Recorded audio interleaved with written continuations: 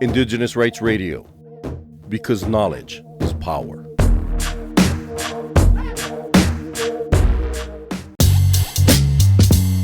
From November 10 to 21st, 2025, the UN Climate Change Conference, commonly referred to as COP30, is taking place in Belém, Brazil. The city, called the Gateway to the Amazon rainforest, this major global meeting has gathered government representatives from 198 countries, alongside UN bodies, civil society, academia, private sector, and significant delegations of indigenous peoples, women, and youth. Notably, this year has the largest ever participation of indigenous peoples in the conference series, with over 3,000 indigenous delegates registered. Cultural survival is engaging with indigenous leaders and their representatives to understand their goals for COP30.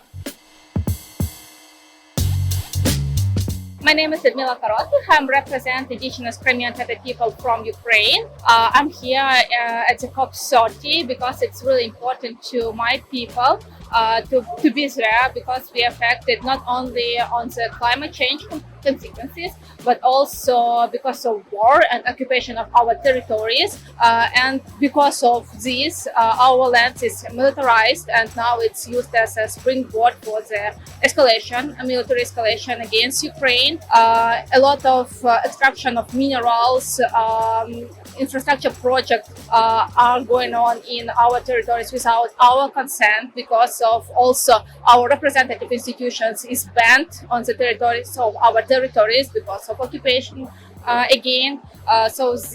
All of these activities going on without our consent and without any consultation with our representative institutions. And this is why it's really important to be there and to be voice of my people and to be heard, because we faced with a lot of consequences of this. What happens, it's affect not only lands, it affects also the Black Sea region because of fossil fuel of tankers in the beginning of this year. So we have a lot of problems which affect not only environmental system, but also biodiversity. It influence on biodiversity in our region. So we, like a lot of indigenous peoples around the world, we faced with this mining of the resources on our territories, and we understand how it's important to be heard and to be on the table where our future is negotiated. So also for us, it's really important to have the access to the fund which was created about the loss and damages. And so we hope that we be heard, and our positions also will be taken into account by the parties where they will make their decision. I thought that we can achieve that.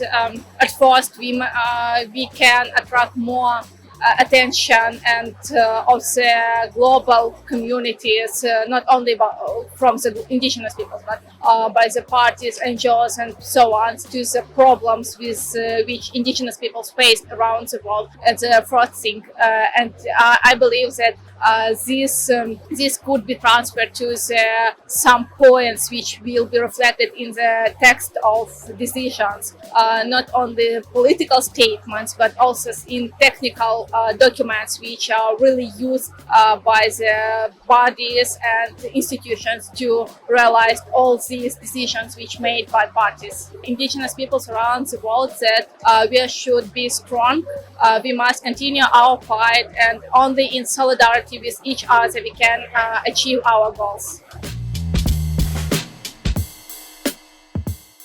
For more information on the rights of indigenous peoples, visit cs.org and follow Cultural Survival on Facebook, Instagram, LinkedIn, Threads, and Blue Sky.